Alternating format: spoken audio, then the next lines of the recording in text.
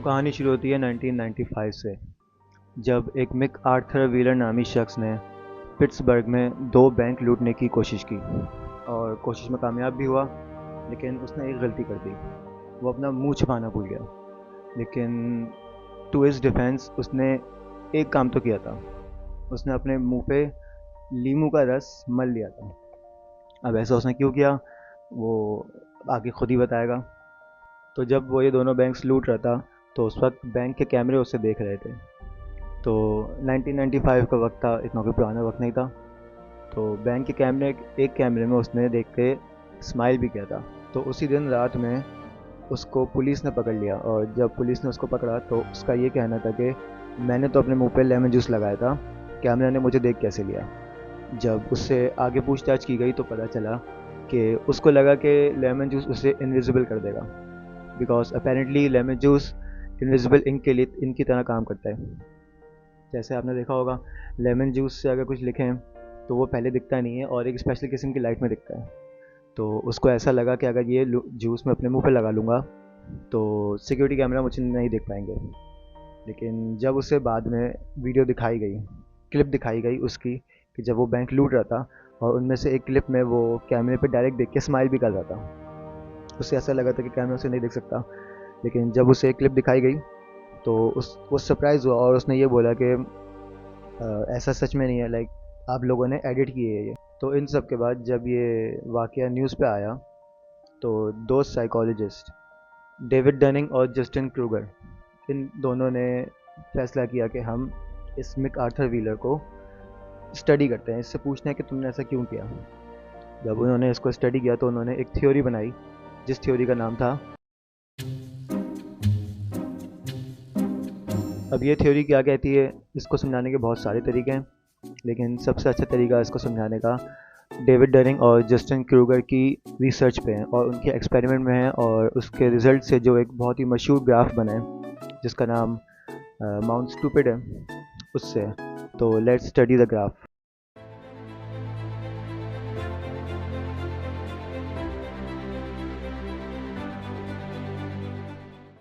आई just realize कि वो yellow light कितनी बुरी लग रही थी, तो मैंने वाइट में शिफ्ट कर दी है। I hope this helps. तो अपनी थ्योरी सोचने के बाद डेविड डनिंग और जस्टिन क्रूगर ने कुछ एक्सपेरिमेंट्स कंडक्ट किए, जिनमें से एक एक्सपेरिमेंट था, उन्होंने कुछ कंटेस्टेंट्स को लिया और उनको एक सीरीज़ ऑफ टेस्ट दिए। I think paper based test थे, डजेंट मैटर। तो उन टेस्ट में जो सब्जेक्ट्स थे उनमें से दो ह्यूमर के थे, एक लॉजिक एंड रीजनिंग का था और एक ग्रामर का था। उन्हें ये टेस्ट दिए गए और टेस्ट देने के बाद उनसे बोला गया कि आप इसे सॉल्व करो। एक मखसूस टाइम में सबको सेम कंडीशंस दी गई थी। तो जब उन लोगों ने टेस्ट दे दिए तो उसके बाद उनका रिज़ल्ट बना। अब जो उनका रिज़ल्ट बना वो काफ़ी कोई नई बात नहीं है। यहाँ पर परसेंटेज है कि कितनी परसेंटेज आई है बंदे की, और यहाँ पर इनके रैंक्स हैं। तो फिर जब वो सारे टेस्ट कंडक्ट कर लिए गए तो उनका रिज़ल्ट का ग्राफ कुछ ऐसा बना। अब ये कुछ ख़ास नहीं है, इट्स एक्सप्लेनेटरी कि जिनका रिज़ल्ट कम आया 10-20 की परसेंटेज में आया वो फोर्थ आए, जिनका रिज़ल्ट उससे ऊपर आया वो थर्ड, जिसका उससे ऊपर वो सेकंड, और जिसका सबसे ऊपर वो फर्स्ट। बट ये इंटरेस्टिंग चीज़ नहीं है। आई थिंक इंटरेस्टिंग चीज़ वो है जो इसके बाद आई। इसके बाद एक और ग्राफ बना, लेकिन वो ऐसे बना कि डेविड डनिंग और जस्टिन क्रूगर ने उन कंटेस्टेंट्स को बोला कि आप अपने आप को इवेल्यूएट करें, आपके अंदाजे से आपका रिज़ल्ट कितना अच्छा आया है दूसरों के बरक्स। के फोर्थ नंबर वाले से पूछा कि आपको क्या लगता है आपने टेस्ट में कितना अच्छा स्कोर किया, और बाकी सबसे ही पूछा। तो इसके बाद जो ग्राफ बना वो थोड़ा आयरॉनिक है। इसके बाद जो ग्राफ बना वो थोड़ा ऐसा था। तो ये था उन कंटेस्टेंट्स की परसीव्ड एबिलिटी का ग्राफ। परसीव्ड एबिलिटी मतलब कि उनको क्या लगा था कि उन्होंने कितना अच्छा टेस्ट दिया होगा based on the answers they give. So यहाँ पर हम क्लियरली देख सकते हैं कि जिसकी सबसे लास्ट में परसेंटेज आई थी उसने अपने आप को नंबर अबव एवरेज दिए हुए हैं, 50% से ऊपर। मतलब उसको लगा कि वो ज़्यादातर से अच्छा टेस्ट देगा। लेकिन ये इतनी ज़्यादा हैरानकुन चीज़ नहीं है जितनी ये है। इधर जो नंबर 1 पे आया था उसने अपने आप को कम नंबर दिए जितने उसके आए थे। तो जिसके कम नंबर आए थे उसने अपने आप को ओवर एस्टिमेट कर लिया, और जिसके ज़्यादा नंबर आए थे उसने अपने आप को अंडर एस्टिमेट कर लिया। तो इस स्टडी के बाद डेविड डनिंग और जस्टिन क्रूगर ने अपने इफ़ेक्ट को नाम दिया द डनिंग क्रूगर इफ़ेक्ट। अब ये इफ़ेक्ट कहता क्या है, इस पर आते हैं।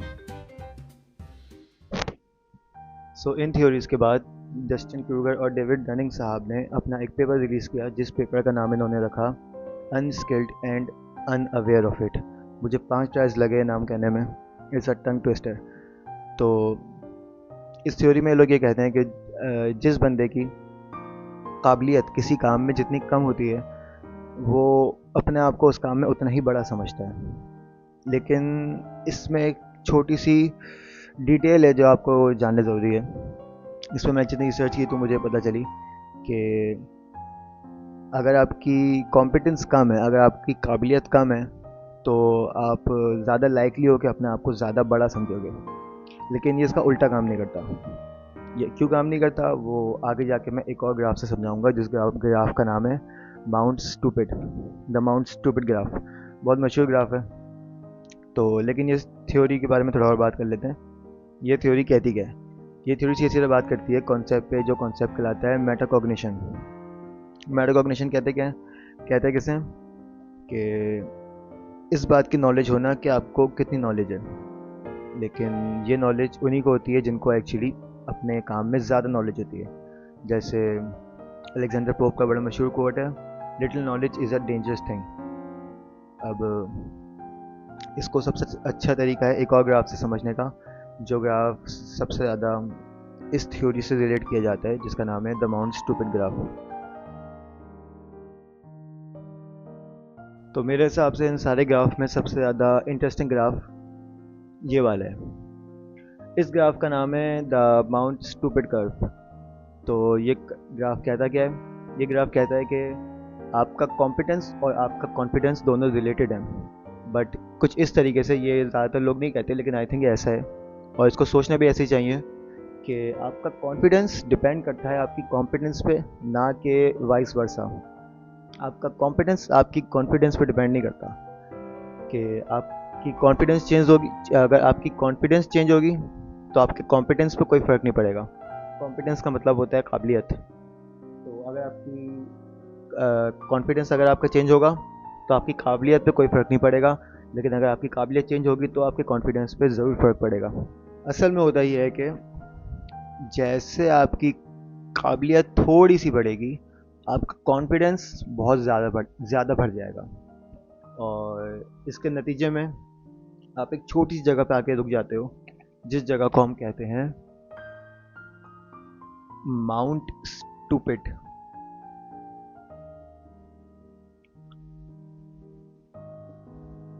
द माउंट स्टूपिड, इसीलिए इस कर्व का नाम भी माउंट स्टूपिड कर्व है।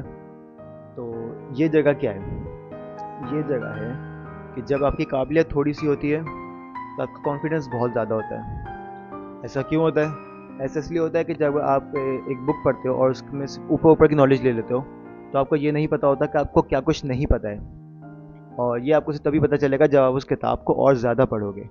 लेकिन अगर आप इस पॉइंट पर आके रुक गए, क्योंकि इस पॉइंट पर आके हम सबको लगता है कि हमने सब कर लिया, हमने सब पढ़ लिया, लेकिन अगर आप इस पॉइंट पर आकर रुक गए तो आपको पता ही नहीं चलेगा कि इसके बाद क्या क्या नॉलेज है, क्या क्या काबिलियत आपकी बाकी थी, और आपको ये रियलाइज़ ही नहीं होगा कि आप काबिलियत के स्केल पे सिर्फ थोड़ा सा बढ़े थे, लेकिन कॉन्फिडेंस के स्केल पे आप बहुत ज़्यादा आगे चले गए थे। तो अब होता ये है कि जब आप ज़्यादा काबिलियत हासिल करते हो, आपकी कॉन्फिडेंस और ज़्यादा बढ़ती है, तो ये और ज़्यादा ऊपर नहीं जाता। आपका कॉन्फिडेंस एकदम से प्लमेट करता है और नीचे की तरफ गिर जाता है, गिरते रहता है, गिरते रहता है, गिरते रहता है, गिरते रहता है, गिरते रहता है। अब जब आप इस स्टेज पे आते हो, इस पॉइंट पे आके बहुत सारे लोग हिम्मत हार देते हैं। ऐसा क्यों होता है? क्योंकि इन लोगों को पता चलता है कि हमें क्या कुछ नहीं पता। अगर ये लोग यहाँ रुक जाते तो ये इसी डिलेमा में, इसी क्या कहते हैं, एक खुश ख्याली में मुब्तला रहते कि हमें तो सब कुछ पता है, आगे कुछ पता करने का है ही नहीं। लेकिन इस बंदे ने थोड़ी सी और जब नॉलेज की, थोड़े और सफ़े पलटे, तो उसको पता चला कि बहुत कुछ तो रह गया। मुझे तो कुछ भी नहीं पता। इसने नए वर्ड्स डिस्कवर किए, इसने नए कॉन्सेप्ट डिस्कवर किए, इसने नए फॉर्मूलाए डिस्कवर किए जिनके बारे में इसको पता ही नहीं था, क्योंकि इसको लगा था कि जो कुछ इसको पता है वही सब है।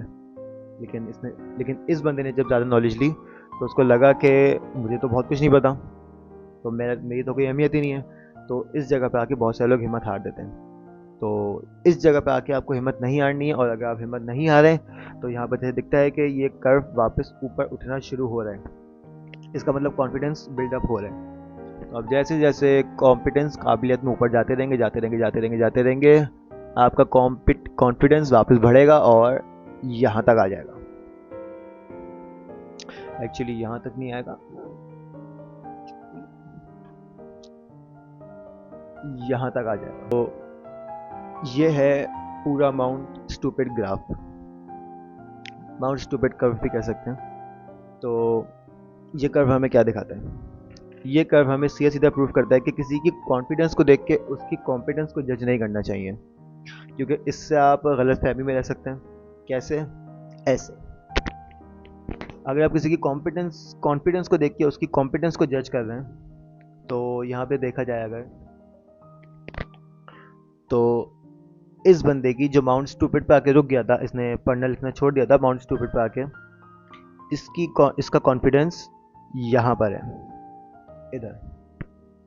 लेकिन इस बंदे ने और आगे पढ़ाई की और ज़्यादा रिसर्च की, इसका जो कॉन्फिडेंस है वो भी काफ़ी ऊपर है। तो अब वो बंदा जो ज़्यादा कॉन्फिडेंस हासिल कर गया, उसका कॉन्फिडेंस भी इस माउंट स्टूपिड वाले बंदे की तरह ही हो गया, या उसके काफ़ी करीब हो गया, लेकिन उस तक नहीं पहुंच सकता कभी भी, क्योंकि वो उस ब्लिस को कभी एक्सपीरियंस नहीं कर सकता, बिकॉज उसको पता है कि मुझे और भी आगे नॉलेज हासिल करनी है। उसकी नॉलेज अभी कंप्लीट नहीं हुई है, लेकिन इस बंदे को लगा था कि मैंने सब कुछ अचीव कर लिया। इसीलिए मेरा ये कहना था कि आपको किसी के कॉन्फिडेंस से देख के उसकी कॉन्फिडेंस जज नहीं करनी चाहिए। ये एक सिंपल प्रॉब्लम है डनिंग क्रूगर इफेक्ट के साथ, और ये मेरा वीडियो बनाने का मकसद भी था कि कॉन्फिडेंस को देख के कॉन्फिडेंस को जज नहीं करो। कॉन्फिडेंस को देख के कॉन्फिडेंस को जज किया जा सकता है, बिकॉज दोनों की कॉन्फिडेंस जो है वो ऊपर है। लेकिन अगर आप कह रहे हो कि तुम्हारी कॉन्फिडेंस ऊपर है और तो इसलिए तुम जाहिल हो, तो इस बंदे की कॉन्फिडेंस भी ऊपर थी, और लेकिन इसका कॉन्फिडेंस बहुत ज़्यादा आगे था।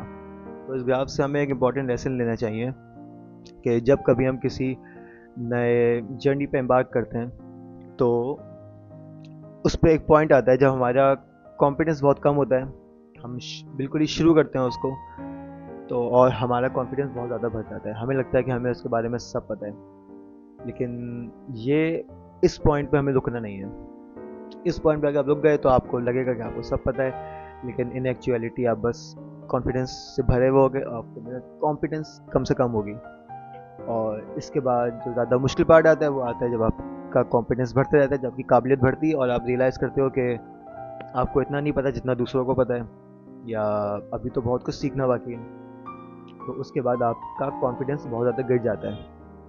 यहाँ पर लोग पढ़ाई इसलिए छोड़ते हैं कि उनको लगता है कि उन्हें सब पता है। पढ़ाई से मेरा मतलब और ज़्यादा सीखना, ज़रूरी नहीं है कि मैं स्कूल की पढ़ाई की बात कर रहा हूँ। तो यहाँ पर लोग पढ़ाई इसलिए छोड़ते हैं क्योंकि उनको लगता है कि उन्हें सब पता है, और यहाँ पर लोग आयरॉनिकली पढ़ाई तब इसलिए छोड़ते हैं क्योंकि उनको लगता है कि उन्हें कुछ नहीं पता। लेकिन इन दोनों पॉइंट पर अगर आप नहीं रुके तो आप और आगे जाओगे, आपका कॉन्फिडेंस बढ़ेगा, आपकी नॉलेज बढ़ेगी, और आप यहाँ पर पहुँच जाओगे। And I think this is the golden point जहाँ पे हम सबको होना चाहिए।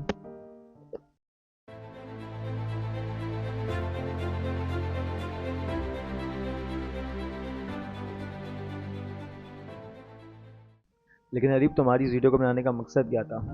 Very good question. मेरी इस वीडियो को बनाने का मकसद ये था कि दो मखसूस ममालिक, पाकिस्तान और इंडिया, जो घर हैं दो सबसे बड़े, या हाँ, दो सबसे बड़े फॉलोड रिलीजन के, इस्लाम और हिंदुज़म।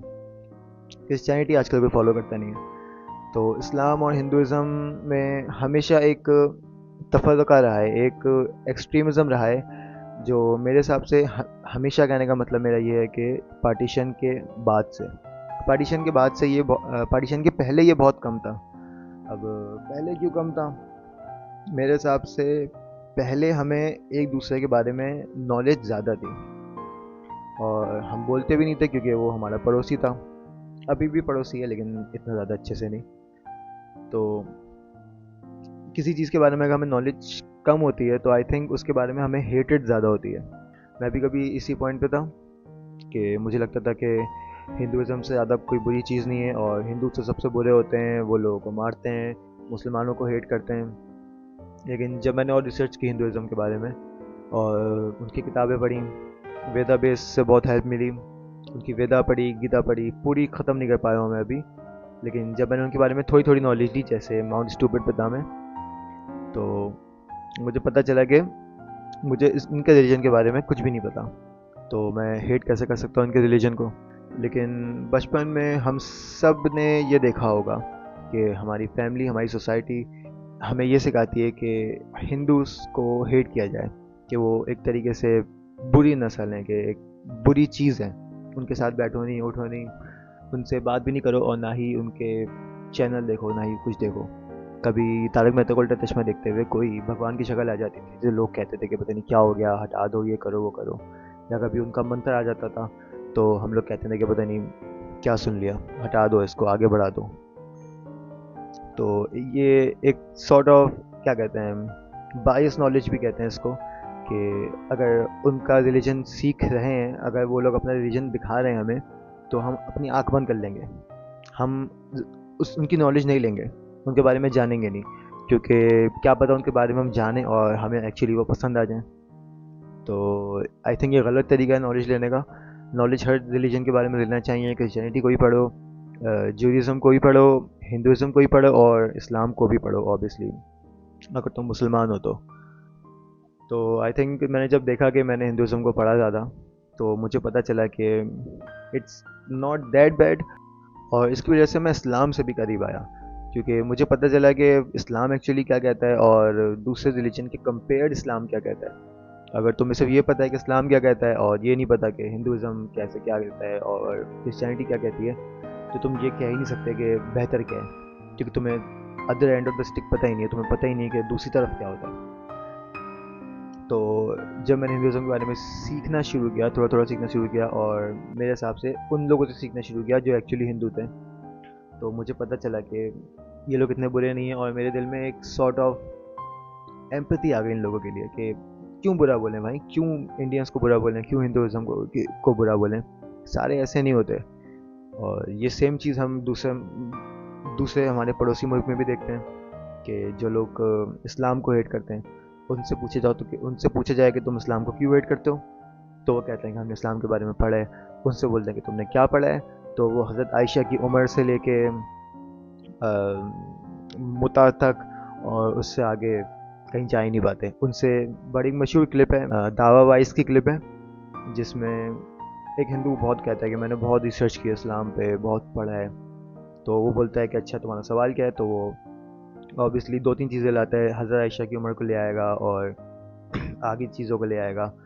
तो लेकिन जब उससे पूछा गया कि इस्लाम के बारे में तुम्हें अच्छी चीज़ क्या लगी, ऑब्वियसली एक पूरा मज़हब है, इसके बारे में कोई अच्छी चीज़ तो लगी होगी उस बंदे को, लेकिन आयरॉनिकली उसको कोई चीज़ अच्छी नहीं लगी। उसने ये बोला कि मुझे कोई चीज़ अच्छी नहीं लगी। उसने आगे में बोला कि मुझे कुछ अच्छी चीज़ अच्छी लगी, ये छोटी मोटी, लेकिन वो बहुत ज़्यादा हेजिडेंट था, वो बता ही नहीं पाया कि अच्छी चीज़ क्या है। अब ऐसा क्यों हुआ, क्योंकि उसने गूगल पे जब इस्लाम के बारे में सर्च करने की कोशिश की थी, तो प्रॉबेबली उसने ये लिखा था कि इस्लाम के बारे में गलत चीज़ें क्या हैं। उसने ये नहीं सोचा कि मैं कुरान पढ़ूं या हदीस पढ़ूं और इस्लाम को एक्चुअली पढ़ूं। उसने ये सुना कि भाई इस्लाम तो बुरा है, बुरा है, बुरा है। उसने सोचा कि भाई मुझे इस्लाम के बारे में सब पता है और इस्लाम तो सबसे बुरा मज़हब है। सो टू एंड दिस डिस्कशन, मैं अपना फाइनल पॉइंट बोलना चाहूँगा, और फाइनल पॉइंट ये है कि अगर किसी भी चीज़ को आपको हेट करना है या किसी भी चीज़ को आपको लव करना है, तो सबसे पहले उसके बारे में एटलीस्ट उस माउंट स्टूपिड से आगे की नॉलेज ली जाए, ताकि आपको पता तो हो कि आपको क्या कुछ नहीं पता। इससे आई थिंक दुनिया में प्यार बढ़ेगा, नफ़रतें कम होंगी, और ख़ास तौर पे रिलीजियस एक्सट्रीमिज़म कम होगा।